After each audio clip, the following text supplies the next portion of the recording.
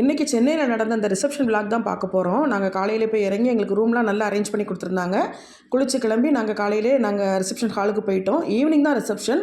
காலையில் வந்து இந்த மீனாட்சி திருக்கல்யாணம் பொண்ணோட அம்மா வந்து மீனாட்சி திருக்கல்யாணம் வந்து நடத்தியிருந்தாங்க.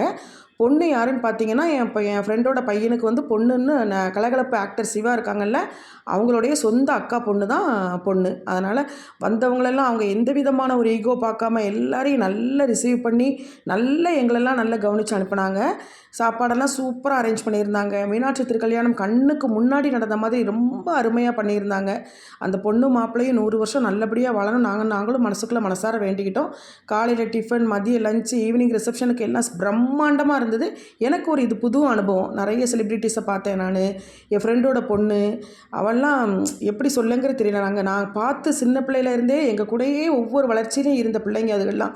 நைட்டு சாப்பாடும் ரொம்ப சூப்பராக இருந்தது. நல்லா என்ஜாய் பண்ணோம் நாங்கள்.